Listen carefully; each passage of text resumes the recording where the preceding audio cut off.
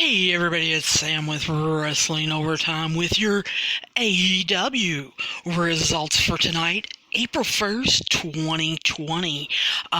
Remember, this is the quick and easy, down and dirty, nitty-gritty, just results show. Basically, gonna want to tell you guys that this is not at the Daily Place. They have had to switch it up due to the coronavirus, so this is more like a studio show. We have Tony Schiavone and Cody starting out on the announcer's booth tonight. And we start off immediately with Trent coming out in a singles match. Chuck Taylor and Orange Cassidy accompanied him, and he took on Kenny Omega. I'm going to tell you guys, wow, this was a good match. You guys want to listen to my raves and rants review on this particular match, you'll probably get it tomorrow because this was one heck of a match. You want to look on AEW's website, catch it on reviews, or catch it on YouTube. I'm sure somebody will put it up because Trent versus Kenny Omega was actually a really, really good match. Kenny Omega hit the V-trigger and the one-winged angel for the win, of course. Then our second match of the night was Shida versus Anna Jay.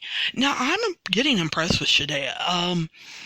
She is not, I think, a normal Japan wrestler, or Josie, I should say, Japanese wrestler. So I'm starting to kind of like her a little bit. She goes from a suplex to the Falcon Arrow to grab the win. Then we see a Jake the Snake's promo.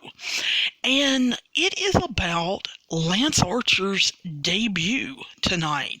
And how he thinks that Cody is probably scared of Lance Archer, or Brandy is telling him to be. So, Jake the Snake insinuating that Brandy is trolling Cody. But then we see Lance Archer, of course, being accompanied to the ring with Jake the Snake Roberts, and he's taken on Marco Stunt. Yeah, I paused on purpose.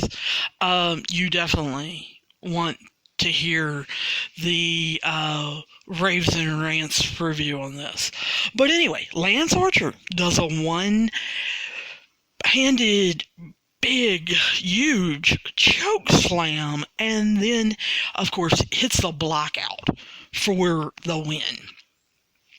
There was a little something afterwards, and of course you'll want to listen to the review show to hear exactly what that is.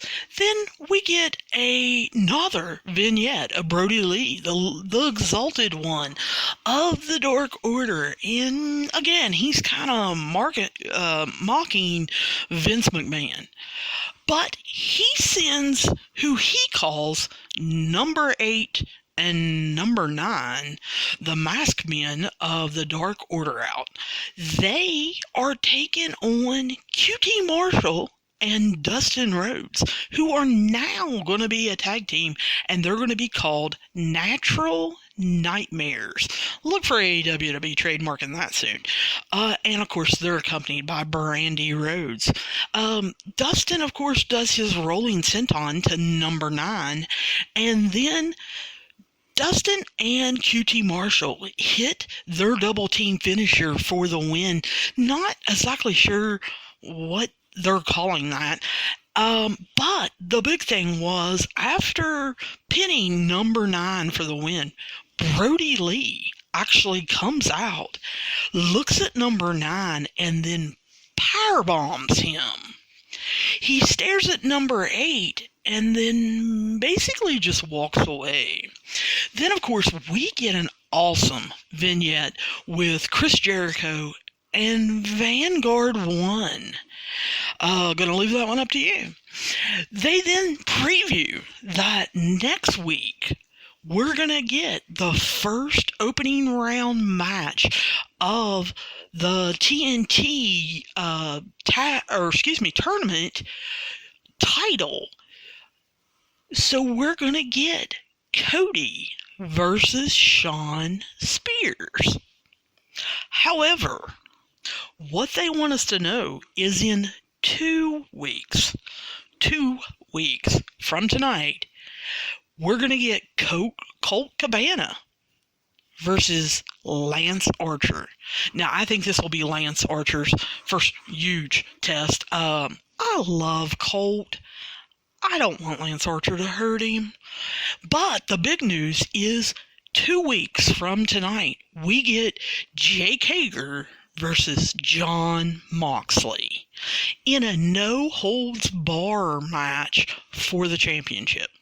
Can't wait. Cannot wait. Both of those are big-time brawlers and just absolutely can't wait. Then we see kind of a little vignette with Matt and Nick Jackson at home. I'm going to make the assumption they're stuck in California. California's got the travel ban up.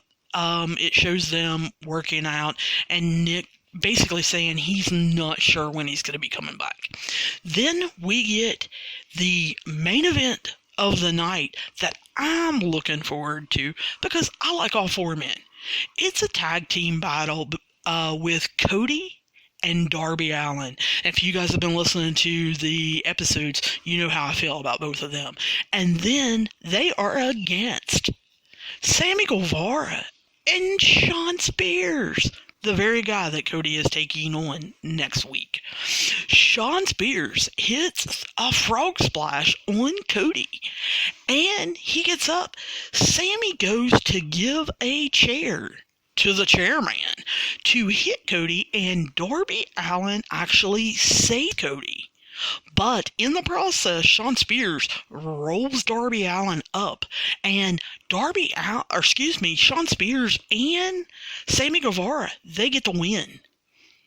Afterwards, Cody acts like he's kind of trying to console Darby Allin for the loss, and Darby Allin turns and decks Cody. Oh my, you definitely want to see this show, and do not miss the Raves and Rants review for this show. Like I said, it should be available for you guys tomorrow. You guys should not have missed this show whatsoever.